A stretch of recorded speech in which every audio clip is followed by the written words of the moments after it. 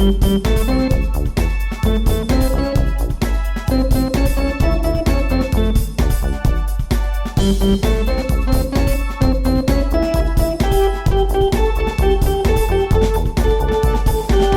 would seem as though. Hi. Hi. Oh, hey. It's me. Yes, it's me again. Is it you? Yeah, it's me again. I'm so glad to know it's you. Mm-hmm. Welcome to another week of It Would Seem As Though, the podcast where we talk about anything, everything, and nothing. Mostly nothing. I'm Vesta. I'm Annika. And happy Pride. Still Pride Oh, Month. yeah, it's still Pride. Happy We're Pride. just rallying up the end of it. We're going to be done here soon because June will be over in a few days. It's already the 25th. I know. It's crazy. It's going to be July next week. Here in a minute, yeah. I know. I'm not ready for it. I'm not ready for the hot weather. No, because it's already hot. Yeah. And I don't love that. I've already used my air conditioner, girl, because some days have been too hot. I had to turn ours on. Well, and I was so, happy with kind of how, I can't say with myself because I didn't do anything, but with the fact that I turned the heat off probably a month ago, maybe a little longer. I mean, I turned it on twice when the house got really cold. Yeah. But mostly it's been off. And then it was but I haven't had the air conditioning on. I was like, my electric bill will be so cheap this month. And then the other day it was oh God, it's sweltering in here. Yeah. So it sucks. Air conditioning's on now. Yeah. Anyway. And the upstairs. Oh, I bet. Ugh. I can't imagine. You just need a window unit for upstairs, to be honest. You just need it to blow into your bedroom. Yeah. Problem is, I don't know. I would have to take the screen out and then figure out some whole screen conglomeration. No, because yours is a sideways open window, not an up and down. Right. I'm sure they have them or something. I'm sure they do. I don't know things, girl. I wanted to get one of those. I don't remember what they're called, but it's you have a whole separate air conditioning unit, built in. Okay. You can have that for places where you have houses that have hot spots and cold spots. You can have a separate heating or cooling unit. Oh. And they put them in the wall. Oh. Blah, blah, blah, whatever. It's fucking expensive. Yeah, I bet. So, never mind. No. I'll just be hot. I'll just live in the basement. Well, eventually. Yeah. That's the goal. So, I wanted to talk to you about something that happened. I didn't realize it happened as long ago as it did, but it was in the news again because it just went to trial. Okay. An Ohio Chick-fil-A owner. Okay. Do you know about this? Drove 400 miles to hook up with a 15-year-old girl. Well, they didn't say girl. They just said teen. I'm assuming girl, but I shouldn't assume anything. You shouldn't make that assumption, yeah. I should not, but a 15-year-old. Gross. And foul. So drove 400 miles to hook up with this teen that he had interacted with on, some social media. Yeah, right? Christian Mingle or something. And then broke into their house and was sexually molesting this child.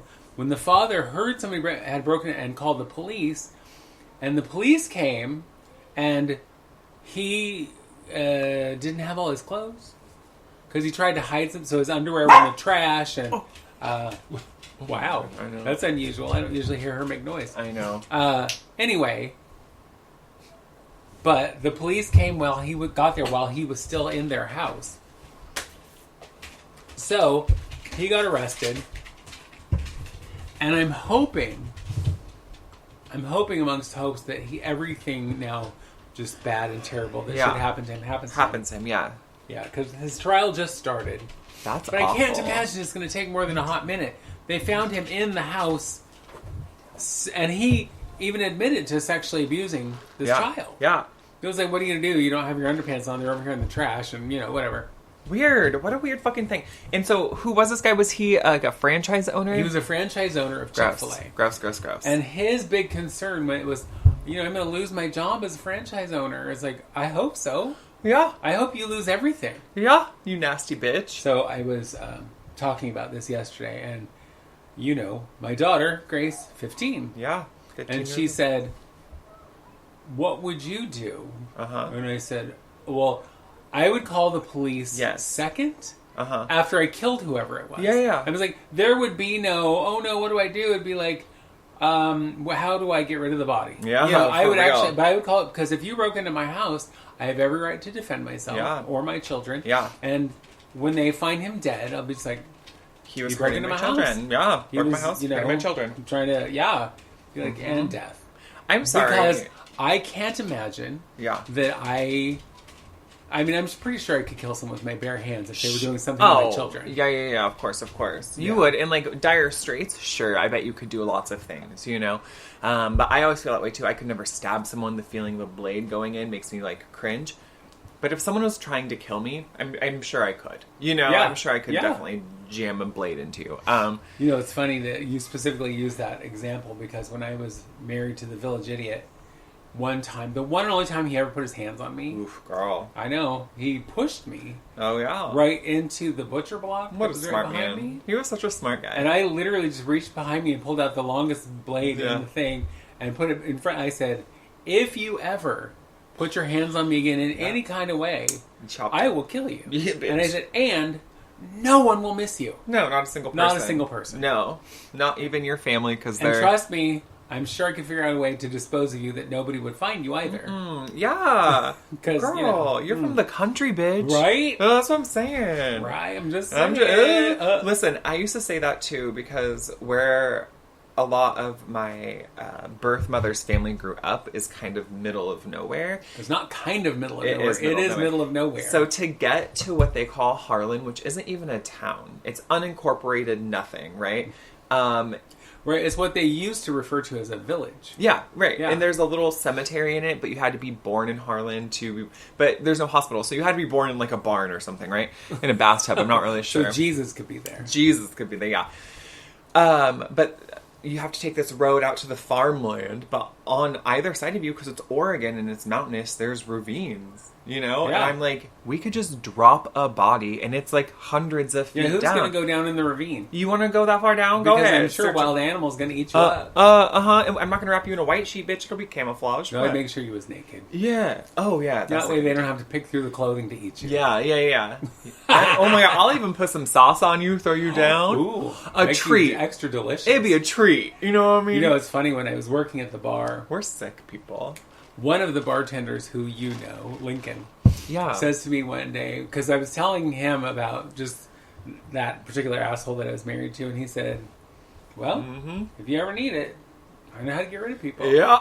He's like, I just need, a 5-gallon bucket and some lime. I was like, duh, but the less I know, the better. Me. I don't need to know. The other thing that's kind of funny is at one point I had this dream that I had killed and then disposed of the lump. Oh, okay. No, not the lump. One of us. Eeyore. Eeyore was the last guy I had that same dream. But I dreamed that I killed him and that I dumped his body in a ravine. Oh, wow. I had him in the trunk of my car. Oh, my God. Pulled him out of my car. When I woke up the next morning, I was all... Did I kill him? I know. And it was one of those dreams that was so linear and so realistic that I was like, is this a repressed memory? Oh my God. Did I kill that motherfucker? I mean, he had it coming. Yeah. Oh, 100%. But the law is the law. Really, I was like, I for days was like, should I call him? No, yeah, right. Did I? Honestly. And I could not for the life of me. I love it. For at least a few days until my brain was like, no, of course you didn't. Yeah. First of all, you're not strong enough to get him from the house to the car, out of the car, and into the ravine. You don't know. Listen, your brain could be lying to you either way, bitch. We don't know. But I've seen him recently. In the past 10 years. Yeah. So here is, I think, at least the ravine part. Okay. So one of the reasons I no longer have live Christmas trees is because I always miss the date of somebody picking them up. Because there's always like the Boy Scouts or somebody will recycle your trees for, a nominal amount. And I always miss that date. Okay. So then I'm left with a tree and trying to figure out what the fuck to do with it. Yeah. Well, this is when I lived in Selwood. And I was like, what on earth am I going to do with this tree? And so I put it in the trunk of my car. And I went down into Oaks Bottom and threw it in the ravine. It's just natural. It's not litter. It's nature. A tree. It's a fallen tree. You didn't throw like all of your Barbie ornaments with it. You just stripped it nude and threw it in the ravine. I think that's why I dreamed that. Yeah. I don't know. Honestly, I've had that talking about Lincoln being like, well, all I need is if you need help getting rid of a body.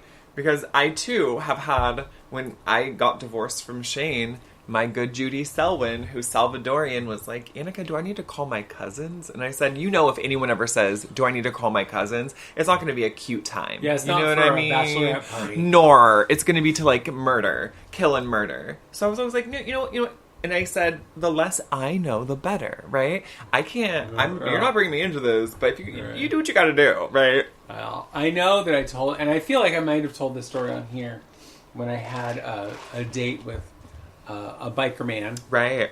And he was actually just a bicyclist, and she's like, he was a biker. Right? He rode a unicycle. No, he was a biker. He rode a motorcycle. He was like, "Can we hang out today?" I was like, "No, I have to go to court because I had to testify against this guy that beat me up." And he goes, "Somebody beat you up?" And I go, "Yeah." Real he's bad. like, "Who is this guy?" And I told him his name.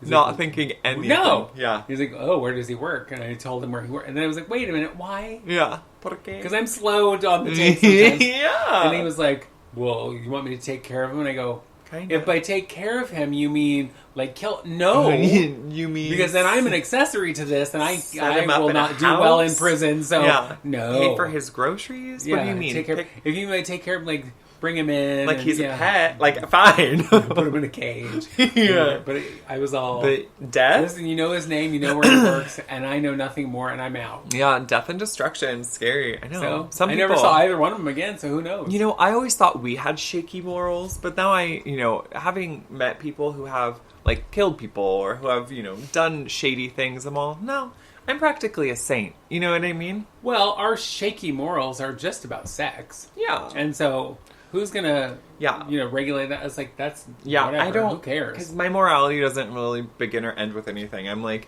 as long as you're not like hurting people who don't deserve it. Yeah, that's it. Yeah. That's it. So when I was on the board of directors of the Rose Court, right, they still had in the rules to run for any title that you had to be morally and financially responsible. Okay. Well, what does that mean? Yeah, financially responsible. I understand you can pay your bills, you can afford to hold this title and do whatever and travel or do whatever you need to do. Yeah. But morally, it's very subjective. I want to know which one of those queens was going to tell me that my morals were questionable. I'm sorry, but I know how y'all behave. I know that most of you, are mopping shit and taking it, it's like they don't belong to you. So you're going to judge my morals? Y'all drinking, y'all drugging, y'all sexing, and you want to talk about my motherfucking morals? And so, what though? I wonder what that means. Well, I wonder if they ever used it. Yeah. If they said, all right, you are not morally responsible. The one time that I thought they should was when this one queen had multiple DUIs. And it was like, you probably shouldn't have her representing us. No. Oh, and there was another queen who had kind of committed crimes all the way down the West Coast before she got here. And it was like stealing from charities. Oh. She stole from the Red Cross. Well, maybe she needed it. She could have just asked. I know. I don't think they would have given her the car she stole from them. But how do you steal a motherfucking car from the Red Cross? Girl. And the only reason I knew it to be true, because I got this phone call from a queen in Seattle, and she said, girl, I understand that this queen now lives in your city. And I said, she does. Mm-hmm. And she goes, and you know that she's trouble. And I said, I do. Mm-hmm. Right here in River City. Said, but I can't go to a board meeting and say, well, this queen's trouble. I need details. Girl, are you Harold Hill? Trouble right here in River City. With a capital T, and that rhymes with P, and that stands for pool. Well, it's funny that her name did start with a P. Ah, okay. But it was not pool. Anyway, so I was like, okay, and she starts listing off.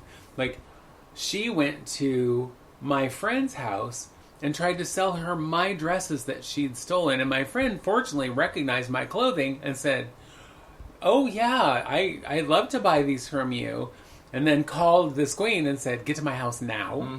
Because she's coming back in an hour because I said I needed time to get some money. And, they, got the shit taken care of. They didn't have her arrested, which I would have had her arrested. I just said, I'm taking all my shit and putting you in jail.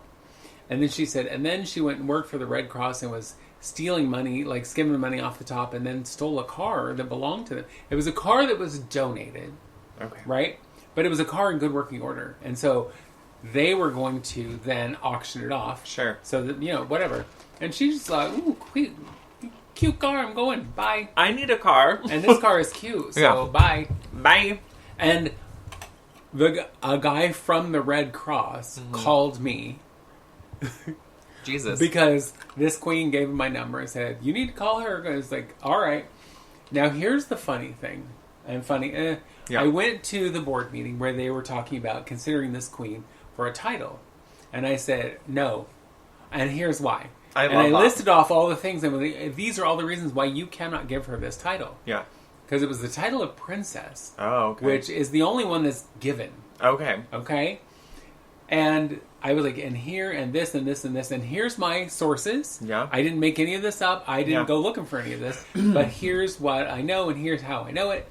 And they were just like, well, you can't prove anything. So I was like, here's the number of the guy from the kidney. What's the one? Is the Kidney Association? No. Yeah, I have no idea. I don't know. And the Red Cross guy, and the Queen in Seattle, whose name I will not say. Yeah. And it was like, here's my sources. And they still gave her the title? And they still gave her the title. And much to my delight, she, time and time again, during her reign, proved herself to be a shady bitch. A shady bitch.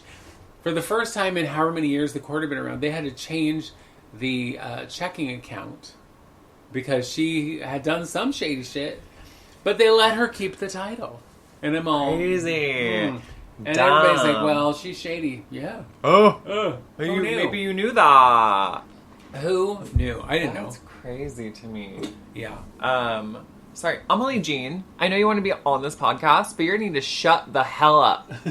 Do you hear me? Like, I'm here every week, and I never talk. I never talk. Ever. She's always a good girl. I wonder if it's just because I left the dogs out. It's because the dogs are out, and then they were... Let the dogs well, and out. also there's children next door. Oh, but with all the... noise. When there's fans on, you can't really hear them gibbering about jabber. And so, Jean, is in her usually white noise palace, but now she's like, it's silent, and there's just these two annoying bitches talking. Oh. And that we are. Yeah, squirrel. I have a question for you. Okay. Well, I've been thinking about this, but I think this is kind of a perfect segue because we were talking about the charitable organizations who this bitch told her. What do you think about this trend on social media to do good things for people, but to video it and put it all on social media? Now, I'm going to tell you how I feel about it first, and then I want to hear... I love that you're doing something good. Mm-hmm. I love that you're doing a good thing for a homeless person, giving them food and shelter and clothes. That's all wonderful. Yeah. But it shouldn't be content for your channel to get you views and whatever. I mean, unless... If it's getting you sponsorship to help more people, I suppose. Sure. But if it's just like, oh my God, you're an amazing person, look at you. Mm-hmm. And then it feels disingenuous. Dirty. To me. Yeah. So I'll tell you how I feel about it. Because I really love watching random acts of kindness. Yes. It makes me feel all the ways, right? And so there have been a couple different, specifically on TikTok pages that I watched that... And that's all of their content, is traveling the world and giving people money or goods in place. Like, the example I have is there was a woman who in Mexico, and she had her husband and baby, and she was just closing up her little cart, and she sold, elote, which is corn. Street corn. Street corn, yeah. And she was closing up, and the guy walked up, and I think he's American, so he's a white dude, and he's like, oh, are you closing? She's like, yeah. And he was like, can I just get 2 for us? Like me and whoever he was with. And she was like, yeah, of course. And she dished it up, handed to him. And he gave her, an exorbitant amount of cash. You know what I mean? Some huge amount. Yeah. And she was like, no, and whatever, back and forth. And then cried and gave her money. She deserved it. You work hard, whatever. And it is very sweet. So I know of accounts that do film it to gain content, to gain sponsorship, to be able to go to more places to help out. And then I know people who are like, well, I'll give you this money, but can I pray with you first, right? So it's very exploitative. So the ones where people are actually doing it to be good, because, everyone wants to say the internet's like a dark, scary place, and yeah, it is. But also on the internet are people like you and me. Do you know what I mean? It's not just all scary people who are coming to kill you. Web. Yeah, and that's, growing up, I grew up hearing, don't meet people from the internet. Do you know how many people I've met from the internet? Sure. So fucking many. And Was now, that how you met? That's how I've met most of the people I've dated. Yeah. You know what I mean? Like, and anymore, that's not abnormal. Tinder, Hinge, Grindr, whatever. Like Christian Mingle would be Christian my Mingle, choice. Or Farmers. I know, I don't know. I was like, find a farmer. I'm not really sure. But so I do feel two ways about it. It depends on what your intent and your impact is, I guess, right? If your impact is it's not to help people, but to spread your religion, then I'm not about it. No. If it's to spread your agenda, I'm not about it. If you are a person who is getting sponsors or has money or whatever, and you're traveling and doing random acts of kindness, I will watch that all day. And there's another similar thing that I watch, but it doesn't have to do with money. It has to do with this girl or this guy, and they walk by people and hand them little notes and then walk away. And someone from a distance is recording the person they handed a note to, and they open the note, and it always says something very deep and sweet, like, you know what I mean? Like, thank you for being here. You're like, this world needs people like you, or something. Or, I know it's hard, but you're whatever. And the people who read it are just kind of like... It feels, you know, it makes me feel good to watch them the feels. Like get this random sweet message, and that's all that account's content. And so I don't think it's necessarily inherently problematic to make it content. That's the world we live in. I think, and I have thought a lot about this lately. I wonder, and I don't wonder actually. I believe that my ick with it is how I was raised. Sure. Because, I was raised in the church, going to church at least 3 times a week. Yeah. And one of the things they teach you, one of the teachings of the Bible, is that if you're doing good deeds, to do good deeds, and so that other people see you doing good deeds, then you're not doing it for the right reason. Yeah. You're doing it, for your own gain or your own agenda. Yeah. And so... that's kind of how that feels to me, but I see what you're saying. Yeah. But they're still doing a good thing. Yeah. And a lot of them probably are doing it. Yeah. And, and then are sponsored by other people because they say, yeah.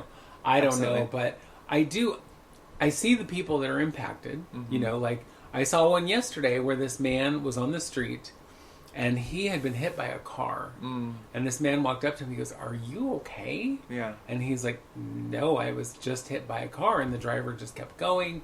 He says, "And I think my leg's broken."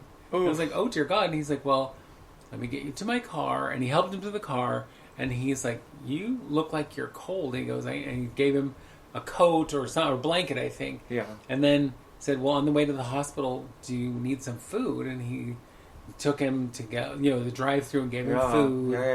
Yeah. And so I love all of that, but it just has that other feeling for me, which I think really is something I probably just have to get over. Because you're right, this is the world we live in now. Yeah, but I do know what you mean. I feel like it sometimes feels like it cheapens it. I feel very similarly to spirituality on the internet.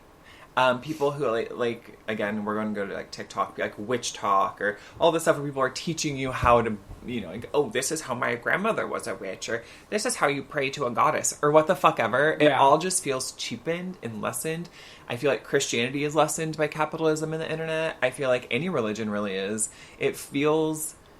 once it starts to be like such an over-processed kind of mill, you know what I mean? Opposed to like authenticity, opposed to reading a book, or if your God is nature, going out and being in nature instead of just being on TikTok looking, like, it feels cheap. I would much rather you go buy a book at Powell's bookstore or something, or whatever. But if you're just looking for information, fine, because it's a great resource, but people...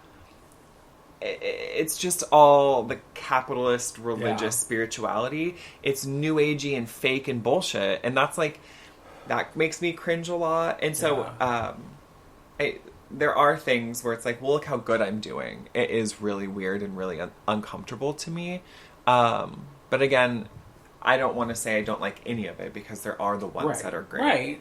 The thing about what you were just saying that I see the most is I see people on TikTok Live either doing psychic readings with people who are calling into them live, or tarot cards. And I'm all, a big portion of the world thinks this is bullshit, or they think it's fake. And I think most people who claim to be psychic are fake. But I do believe there are people who are. I do believe there are people who have that gift. But you sitting there in front of your iPhone. Yeah. Flipping up cards and talking to this person who you can't see, feel, nothing. Yeah. And it makes it seem even more fake to me. Yeah. That's the vibe I get. It's Agreed. But how are you reading someone who's on the other side of the country? That's what I'm saying. And they're not in the room with you. Yeah. And so the people who are already disbelievers are going to be like, really? This is why. Yeah. Well, and I mean, I already have a huge issue with the spiritual community anyway, because it's just a lot of white people who are like, well, this is what I believe in, my spirit animal and animism and whatever. And it's all just shit that's regurgitated and taken. I'm not saying I hate all of like spiritual talk or whatever, but I just feel like I do hate it when white people say anything about having a spirit animal. Oh, same. I'm sorry, but that's part of someone else's religion, culture, completely. And their culture, right? Yeah. And whatever, and their story. Yeah. So don't appropriate that. Yeah. It's like when people say I have a totem. No, you don't. You don't have a totem. If you have a favorite animal, cool. Oh my god. If you have an animal that you feel like has spiritually connected to, that's fine. That's fine. But please don't say your spirit animal. Yeah, don't say things that are stupid. And it's not just. I mean, it's Native Americans that people refer to, but it's also indigenous people kind of throughout the world that had like spirit animals and things like that. Like the Sami people in Scandinavia, they also had. Granted, often it was reindeer, but spirit animals. You know, and that's fine. But I guess my biggest takeaway from any of this is just like do your research, and this is what I say about everything: is do your research, like do your due diligence. Don't take what people are saying at face value. When you were talking about people doing tarot card reading and psychic reading on TikTok Live, the other thing that's annoying the shit out of me is like just basically the ads that are happening. People are like, oh my god, right now on a TikTok shop, this cup is only 3 cents and it comes in 17 colors and buy all of them for $0.25 or whatever. And it's always someone selling something. And I'm like, nope. I always click like not interested. I don't want to see these stupid live, being like, oh my god, do you love that? The one that is really bugging me right now, and I know that you have seen it, all of the different people who are selling pro-Palestine stuff and saying some of the money's going to Palestine, whatever. Great. I love that. That's awesome. What I don't love is the ad, and it's the same voiceover for several different sites where it's like, I just have to apologize that yesterday you paid full price for this shirt. Oh my Today god. it's half price. All the time. It's like, shut up. Yeah. First of all, a better way, I think, to approach that, and because obviously that's your gimmick, whatever, would be like, because of the overwhelming, need for these shirts, we've decided to lower the price so more people can get them. Whatever. I would be different. Yeah, I would react completely differently to that. Yeah, no, sorry you lost out, you fucking idiot. Sorry you paid full price yesterday, sucker. Stupid bitch. Yeah. That's how that feels to me. But it's like, oh, God. No, I get that. I do. A lot of it is just annoying. So much of it's annoying. The only time I'm really on social media anymore is when I'm zoning out, because I'm either like watching D&D or like doing chores or whatever else, but like I don't just sit and scroll through TikTok anymore. There'll be moments where I'm like, I'm nothing to do. I spend a little bit of time on TikTok. Tip Top. The Tip Top. Yeah, the TikTok and the YouTube shorts. Sure. Every day. Okay. Probably an hour. Yeah, total. I would say same. Yeah. I don't think it's fun.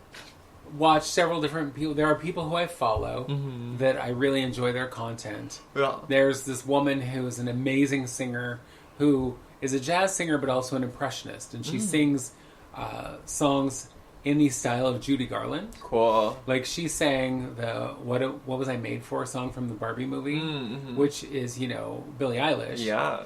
And it's very soft and breathy, but she sings it as Judy Garland, and it's fucking heartbreaking. Oh my god. Because when I heard it, I was like, I'm in tears now. But, like, I follow her, and I follow this woman who talks about narcissism. Oh, right.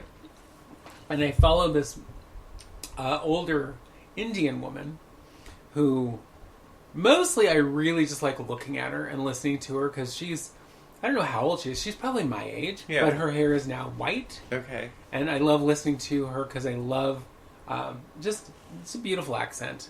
I love the way she talks. But she's just very down to earth. Okay. And she tells, like, random advice. And, like, one of the things that she, which I was like, that makes so much sense, is telling children, you have to tell me where you're going. And, like, if you're going to go on a date with your friend, I need to meet your friend. I need to know where you're going. Yeah. And she goes, and it's not just because I'm an annoying parent who wants to be up in your business. She said, but if you go out on a, with Brad. Yeah. And I know what Brad looks like, and I know where you're going, and you don't come back, I can say, she was last seen with Brad going here. Yeah. But if you sneak out, and I don't know who you're with or where you're going, there's no way that I can even direct people as to where to start. Yeah. And I it's know. like, and I was like, I never thought of it that way. Yeah. I want you to know that I never really snuck out. Why would I sneak? I grew up in a small town and everyone hated me. So what was I doing? But I will tell you, there were things that I was very smart about, right? And I remember in San Francisco, I made a lot of choices. And sometimes those choices kind of put me in danger or whatever. Yeah. But it's also part of being young. Yeah. But one of my things was I always told people who I was with and where I was going. Always. I would tell one of my, Sebastian or Jonathan or something. I would tell someone so they knew. Or like, I'd be all, come with me to where they're picking me up so you can see their car, so you can see their license plate. Right. I would get to where I was going, and the moment the person I was with, like, went to the bathroom or went whatever, I was like, ID, show me your mail, you know what I mean? Show me something that has your name on it, snap a picture of it, text it to friends, Because that's really smart. Well, because I did things where I was that weren't necessarily always legal, like sex worky kind of things, like, I knew that the chances of me being, like, assaulted or killed were kind of high, Yeah. And so I thought, if I always told someone where I was and gave them as much information as possible, then at least I'd be a little safer.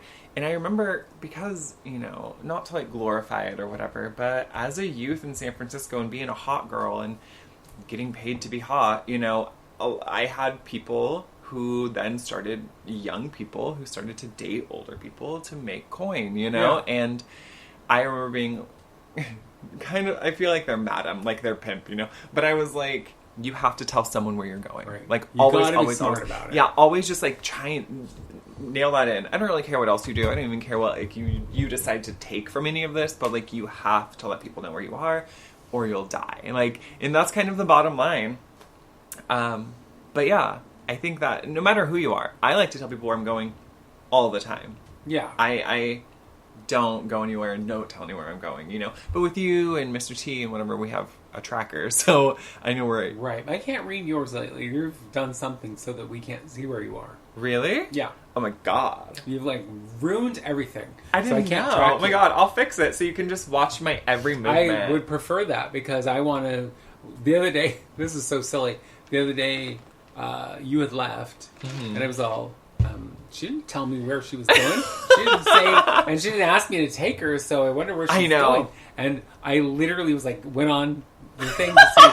I need to know where she is because I'm a nosy bitch. Yeah. And I was like, I still can't see where she is. Oh my god. She is not sharing her location with me. I hate that. I know. How funny. How funny. Because I will look... Because every once in a while, T will forget to tell me that he's left work. Yeah. He usually says, I'm fixing to leave work. Yeah. Blah, blah, blah, I'm getting in my car, or whatever. And so then, a few minutes later, I will hear the little... The alert that he's left. But if it's like a really... and so I do look sometimes, see, he should have left by now. Yeah. And, oh, no, he still hasn't. Yeah. Or, he's left, and I'm like, it is taking forever. Yeah. And so I will look and see his progress on the map. Oh. Traffic. Because sometimes it's like, well, traffic is... Like the other day, he was like... Well, even yesterday, he said, I'm going from work directly to the theater. And I was like, oh, traffic must be terrible. He was, yeah, it's like 45 minutes. When it takes 15 to drive there... Holy shit. And 45 sometimes to come home. And I was like, oh, yeah, it would be silly to come home for 5 minutes and then leave again. Yeah. Whatever. But I do. I follow him. That's how I keep track of where your grandmother is. Yeah. I mean... Hers, of course, is most important because having dementia. That is, going on her little walks and stuff. Yeah. And every once in a while, I'm like, should I go check on her? She's been in the same spot on the road for like 15 minutes. Yeah. And then it's usually because she's just shooting the shit with somebody. Yeah. Or she's like touching her, she has to tie her shoes that don't have laces. Right. Or cuff her pants. All of those things. All of those things are possible. I know. The things that she will tell me that happen on her route.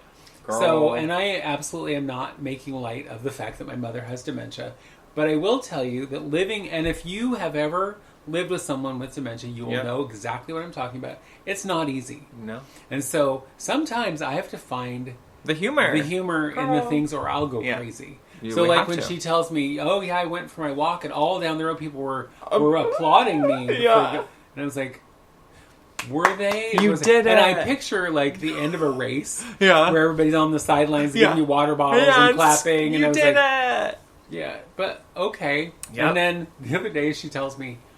So she wears like pretty sizable clip-on earrings every day. That's her gig. She loves them. She feels naked without them. And so, but she'll tell me, "Oh yeah, I get comments on them all the time." In fact, the other day, this woman came up to me and was like, "Oh my God, your earrings are so beautiful." But then she had it because her husband was mad because she was talking to me. I'm like, none of that happened. Yeah.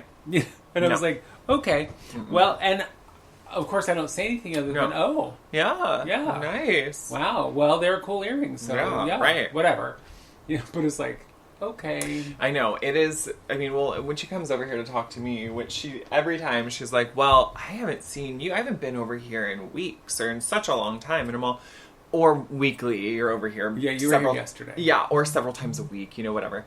I haven't seen your cat or your dog except yesterday, whatever. She'll tell me how she walked up the hill. No, she didn't. There's no hill she's walking up. No. Really. I went to the gym the other day and had my coffee, and that just makes me laugh because I think she's just confusing where she's at. Right? Sure. I went to the gym and had my coffee, and it was real quiet in there, and I was like, "Yep." There really wasn't. By the way, the gym is Burger King. Yeah. They're in the same parking lot, so they're right across from each other. And she sees the gym, assumes she goes in. She has her little pass for the gym, which is just a tag from a coat. She thinks is her little card to get into the gym. Yeah. But always I walked up, up the hill, 75th. We live on 122nd, but yeah. Right. Yep. I know, and so I finally. It took me a long time to get to the jam where I'm just like, oh, sure. Yeah, of course. Yeah. Because there's no point in arguing. No. And there's no point in correcting. No. Because it just pisses her off. Yep. And 5 minutes later, she's not going to remember anyway. And it's picking your battles, girl. And absolutely. The only time now that I will argue at all is when she decides that she should tell me how I think or how I feel. Yep. And it's like, nope, you don't get to tell me how I think or feel. You can't know that. No. So you don't get to do that. Well, I love it when she says shit too. Like, well, when you're saying things, you're saying, this, we already had this conversation, or this is what happened. And she's like, well, if that's the logic you want to use, what do you mean? Like, if that's the logic, like, it's a different logic? Right, as if there are several different logics that you could use in that situation. It's like, this is... Okay. I know. That's always so funny. Or when she says, well, I would never say that, do that, whatever. And it's like, but you literally just did that thing. Right. Well, she tells me all the time when she's being salty with me. Mm-hmm. I'll be like, no, don't be salty with me. Well, I wasn't. You go, okay. Well, you still currently are. You're coming at me about something. And she goes, I never argue with you, and I'm never upset at you. And I was all, wow. To live inside your mind, it must be terrifying. It must be terrible. Yeah. But at the same time, it's like you don't ever remember anything that you've done wrong, as opposed to, anything. Period. It's like you just like, well, I live in this bubble where, Well, in the bubble too, it makes me think of have you seen? It's more of a recent thing online of AI. There's AI pictures. Well, there's scary AI things. Early AI a couple years ago when you type in prompts and it would start to show you prompts, but it would change. It would start to morph, right? That's what I feel like in her little brain is. She sees us, but we kind of change as she looks at us, or her eyes don't track right, or the dog turns into a bear. You know what I mean? Right. Things in her mind just probably are constantly morphing, right? They don't look the same. Right. They probably don't feel the same. She doesn't remember, I just feel like it's probably a bad trip all the time. I would imagine it's something like that. Yeah. Because I think that You know how when somebody says something to you that triggers a memory? Yeah. And you're like, oh, that reminds me of this or that or the other thing. Yeah. I think that there's a lot of that is like, something will happen like in a TV show, in a movie, or in a conversation, and she will then like have this whole scenario in her head that is not real. You know? Yeah. And it's like, what movie is that from? You know? Yeah. It was like... For real. But now one of the good things, one of the upsides is that when she has her electronic babysitter, you know, the TV, I can put on the same thing every single day. And she will be like, oh, I haven't seen this in a long time. So she can be entertained by the same season of Golden Girls over and over and over. Yeah. Because we started at season 1, episode 1, went all the way to the end of season 7, and then started over. Yeah. And it was like it was brand new. Yep. Well, I want you to know, every time I go over there and no one's home or the TV's off or whatever, I'm like, do you want me to put something on for you? And she'll say, yeah. And I only know how to use one of your remotes because for some reason, you have like 7 remotes for all your things. Sure. And so I just always go to Hulu. And for a while, it was only Papa Man's Hulu. It was Papa and Parker. And I said, well, it's going to be Papa. Yeah, and if you scroll up, the rest of them are up there. Oh, I didn't realize. So I did it. Whatever. But it was just Golden Girls every time I would put it on. That's it. And sometimes it'd be all season 1, episode 1, and we'll start it. If season 1, episode 10, start it. She doesn't care. Because it doesn't matter. And yesterday when I was over there, we were all I was taking Parker to the thing, or we're driving around, and I was taking Grace with me, and I said, Grandma's like, oh, we put something on for me, and I said, yeah, and she's all, Golden Girls, I need to watch Golden Girls, and I said, all right, that or Judge Judy. It's Golden Girls or Judge Judy. Yeah, and so when I left, it was Judge Judy. Love it. I love it. She's so kooky. She's so kooky. When I went over, Grace was hanging out with me. I don't know where you were. We went over so Grace could get corn dogs. Yeah. What did I... Oh, we went to the park that day. Yeah. Yeah. And Grandma went on a walk, whatever, came home.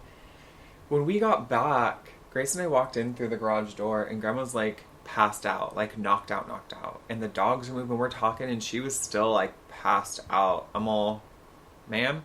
So it wasn't until the mail truck pulled up and the dogs barked that she was all, even started to arouse a little bit, and was all, old lady, she's like, yeah, I just came home, and I just sat down and took a nap. And I said, yeah, clearly you needed it. You're sleeping like the dead, bitch. Like, God. Yeah. Wake up. Well, yesterday, she was asleep, and in her normal little chair. Yeah. And T was on the little double, I call it a couch, but it's not. It's a love seat. A love seat, whatever. He's on there with, Loquacious, our Great Dane. Yeah. Cuddling. And cuddling on. And Loki started barking about something, and she didn't even stir. And he's loud. Yeah. When he barks initially, it usually makes me jump. Yeah. Because it's so loud. But nothing should even stir. It's crazy. And it was right next to her. Yeah. So, crazy. Yeah, it is crazy. And because yesterday she said to me, well, if I'm just going to sit here all day, I might as well watch Golden Girls. And I said, yep, you might as well, huh? You're just going to sit here all day. Well, and what's funny about that is then, in practically the next breath, she'll say she rarely ever sits down. I know. It's the things that she's like, well, I don't ever do that. I don't ever just sit. No, you do. Like, 90%. It's almost all you do. Other than walking up and down the hill, and then, getting your coffee at the gym. And then you're sitting there, too. You're sitting there. Right. Yeah, you're sitting at the gym. I mean, I wouldn't walk that far. I couldn't walk that far, so God bless. But, well, I don't want to. Other than that walk, you're sitting in the chair. Yeah. Yeah, so... Kooky. I know. It is kooky. I know.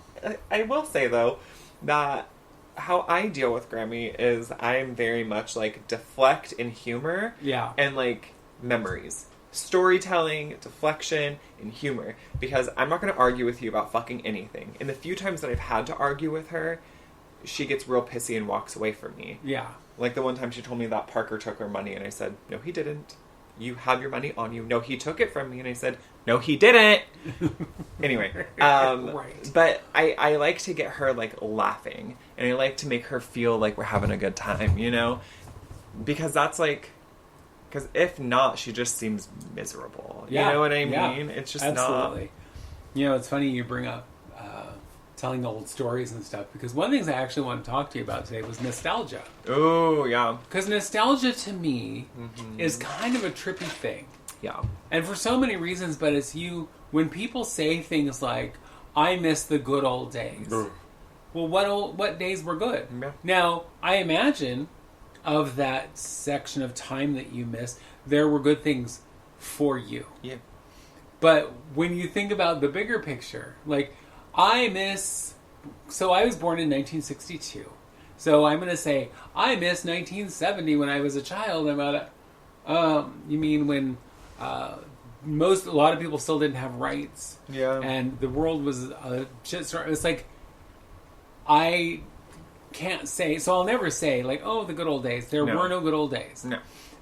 And, we're on fire right now, so they're still not good nowadays. But I think that people, when they are feeling nostalgic, it's more they're feeling like a feeling they had. Like, I know that there are songs that'll come on the radio that maybe I haven't heard in a long time, and it'll make me feel whatever I was feeling at the time. So it's not like this song came out in 1980, and there were great things about 1980 for me. I graduated high school. I was so thrilled to get out of high school. Yeah. But it's more like the feeling of a moment. Yeah. And I think I think nostalgia really is triggered for people about, like, I remember this time in my life where I was still fairly innocent. It's like I didn't know about the world then, so everything seemed better than it was. Yeah. And so for me, this was an idyllic time. Sure. And I think that's what people That's are what thinking. people mean, for sure. Absolutely. Because if you think the 50s were a great time for who? Yeah. For white men. Yeah, for white men. Yeah. And I can see if you're an old white man going, that was a great time for me. Okay. And it still because wasn't. your wife took care of the house and paid the bills and raised the children. And no one could ever tell you no. To and from work. Yeah. Like, what a nightmare. Did you have something? No, go ahead. Okay. So, nostalgia for me, it's very complicated because I love to feel it. I also know nostalgia to be a dirty fucking liar. Oh, yeah. But there are things that make me feel very nostalgic. And I've talked about this plenty of times, and because, we're family, but my youth wasn't a great time. So for me, nostalgia are the little moments in which the sun broke through the storm. Right, little pockets. Yeah. So I don't think of, like, when I think of, 90s Halloween, like, the costumes we wore, the decor, the movies, the TV, what Disney looked like all of the things, there are certain things that make me feel like, oh, this makes me think of Halloween in the 90s. A specific Halloween? No. But just, like, the vibe of what... Sure. And so, like, seeing, vintagey decor, or, like, even, McDonald's toys from... Sure. Makes me feel nostalgic. My childhood was kind of shit, but there are moments... Not kind of. Okay, so it was really shit. But there are things... It's a lot of pop culture-y kind of things that make me feel nostalgic. Yeah. Or, book songs. But I think often when it comes to nostalgia and people, it's not true. It's a lie. It's the idealized version of what happened. Absolutely. That's why I reconnected with exes, because in my mind it was better than it was, right? But so I think when it comes to people, it can be different unless that person's dead. Do you know what I mean? Sure. Because you can't really prove that otherwise. But I feel nostalgia often, and when I do, I try to hold on to it because it's such... To me, it's hard to name. Like, it is a feeling. It's a warm and fuzzy first date kind of feeling to me. I don't know. Absolutely. But I do love it. It is a good feeling. As long as it's not about people, because then that's... Well, and I think that as long as, in your nostalgia, you don't make those kind of stupid statements. Yeah. Like, I want to go back to a better time in the world. No. Well, whose rights are you going to take away to get to that better time? Or who is going to... I mean, the fact that until not that long ago, women couldn't even have a credit card in their name. Yeah. They couldn't own property. Mm-hmm. It's like, that hasn't been that long in the history of the world, if you think about it. But, and a lot of my childhood was terrible. Yeah. So, I think about... Because I try sometimes to dissect that moment. Yeah. Like, I'm going to say there's this one specific song that I hear kind of frequently, and it always gives me the same little warm fuzzy. Okay. And it's a song called Brand New Key by Melanie. Oh. And I love that song. Yeah. And I was a child when I think I was probably 8 or 10. Okay. So I was very young. Yeah. The world to me was a big mystery, because I'm young. I know that my corner of the world kind of sucks. Yeah. Because my siblings were mean. Yeah. And I was teased an awful lot. But music was kind of my little solace. I love music. I love singing along, although I'm not a great singer. I love singing. I knew all the lyrics to everything. I love listening to the radio. I love getting lost in music. Yeah, totally. That's the same reason I love doing theater, because I got to be someone else. Yeah. I got to, whatever. So when I have those moments, I love them. I love those moments. But I also then try to dissect that moment. It's like, why am I feeling... What about this? Yeah. Where is this feeling coming from? Yeah. Yeah. To me, when things aren't obvious, right? Like going into Disneyland, obviously, instantly makes me nostalgic, and every time I enter for the first time, I cry. But I do wonder, like, what triggered me to feel nostalgic? God damn it. Forget what you were going to say. Yeah, there was something I was going to say. No, I forgot what I was going to say. But, okay, so 90s country, like, that to me is also very, very nostalgic, because that was kind of all we listened to growing up, because of the adults in the house, that's what they listened to. So there are random things, and I think a lot of times when people say, like, oh, the good old days, or, oh, make America great, whatever, when they think about, like, the 1950s, I don't think anything about it was attractive. What I do think maybe people like my age, or people who didn't live at that time, is aesthetically. I was just going to say that. It's the aesthetics of the time. Right. That people are like, the soda shop or whatever. All the little... Right. All the things that you think of, like bellhop skirts and shit. Yes. In the movie Pleasantville. Which was awful. It was a great movie. Right, it's a great movie. Yeah. But it's like, yes, there's this idyllic town that of course you find out really isn't, but on the surface the appearance of it is that everything is perfect. Seems great. It's like everybody's happy, everybody, the weather is always perfect. It's hot, the high is 72, the low is 72 every day. That is perfect. The basketball team makes every shot. So that, I think that's a lot of it. Is you get that picture, which you probably got from a movie of some time, and whenever I see little kind of what I refer to as more of like village kind of towns, where it looks very like cute and cozy, and and I'm like, oh, that's lovely. It's not real. No. But it feels like that should be that idyllic. I want to go live in that town, because everybody knows everybody and is nice to everybody. Everybody knows and has your best interest in heart. But we know from growing up in a small town, everybody knows everybody and talks shit about everybody. Massively. Because they learn your secrets and use them as,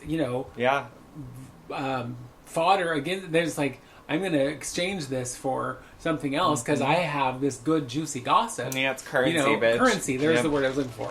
but it's like, that's more real.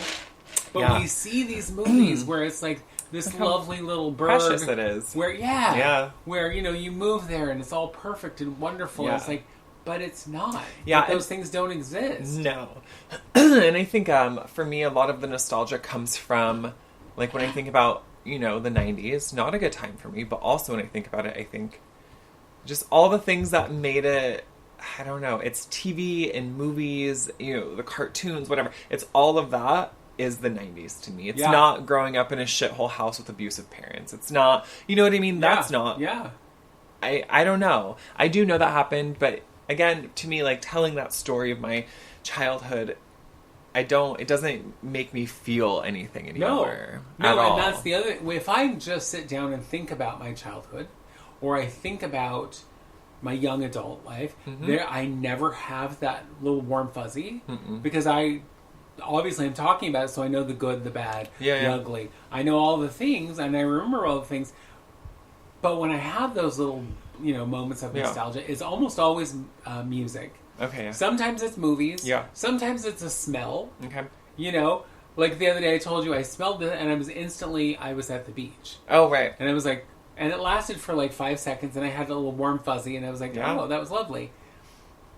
But, you know, it's always things that there's something else, you know, behind that. There's something else that if you go too deep into that nostalgia, you'll be like, oh, but here's the crap part of it. Yeah. You know, whatever. Here's the part that was highlighted. Here's the part that's like silver lined for me. Everything else was kind of shit. Well, and that, like, specifically that smell that day took me to where I went to summer camp every year. Oh, right. And for me, the first day of summer camp was always the best, because you'd get there and it was exciting, and you'd smell the ocean air and it's lovely. But then the day-to-day of it, I was still bullied like I was back home. Yeah, of course. You know, because Christian kids know better than the rest of the kids. They're all assholes. Kids, you know. But there would be the moments, right? Of course, yeah. I get that. So now, one of the things that will also make me nostalgic are specifically songs of the early 80s. Okay. Because that was when MTV started. Oh. And when MTV was just a music channel. Yeah. And so we now had images to go with music. Yeah. And so, like, it started in 1981, I want to say. Okay. And the very first video ever was Video Killed the Radio Star. I was going to say, I wasn't about it. So when I hear that song, I have a little moment. A little warm But fuzz. there are songs that I would hear on there and see the video, and they were like, made me feel some kind of way, whether they were funny or whether I just loved the music. Like, there's a song called Mexican Radio by Walla Voodoo. Yeah. To this day, I hear it. I can see that video. I have, like, that little feeling of that was so cute or funny or whatever it was. But that, for me, that specific era. Yeah. Because it was the first time, I think, other than watching, like, you know, Saturday, like, American Bandstand on Saturday, or watching Soul Train, or watching whatever show where you saw people, but it wasn't music videos. No. It was people performing, lip-syncing to their music. Yeah. You know, whereas videos, it could be anything. Yeah. It could be, I mean, like, which makes me, of course, think of Total Eclipse of the Heart. Yeah. Which, great song, bizarre video that has nothing Weirdest to do with video. the song. I know. Remember the literal version of that song? It's so funny. The literal, sometimes, you know, I don't wish for a different time because I don't think any time would be fine with me. But I do sometimes wish we were less connected. Does that make sense? Yeah. I wish that I cared more. Who the fuck is calling me right now from Texas? I don't know anyone in Texas.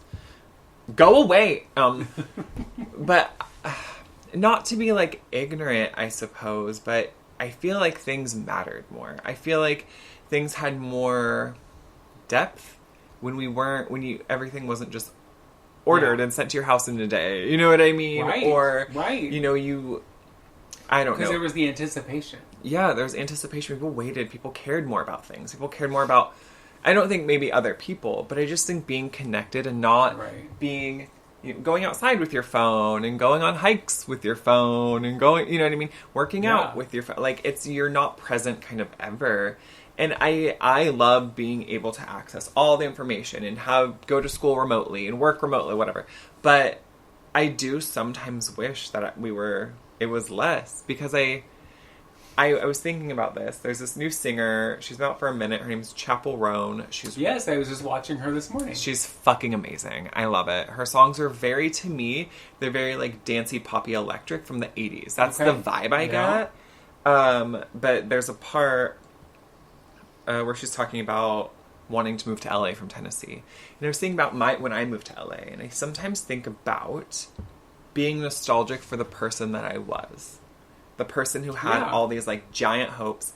And I'm not sad about it, but giant hopes, giant dreams. I was moving to LA. I was going to live with an actor. You know what I mean? Like, all of the opportunity and the things that could have happened, that did happen, just from that, like, sometimes I think that's nostalgic to me. Right. And I do think, but there again, it's that anticipation of what could happen. Yeah. And as you were talking about having your phone everywhere, it made me think about how it used to be. Like, you would come home and listen to your messages to see who called, and hopefully somebody good called. Yeah. And you'd be so-and-so called for you. Or, you know, whatever.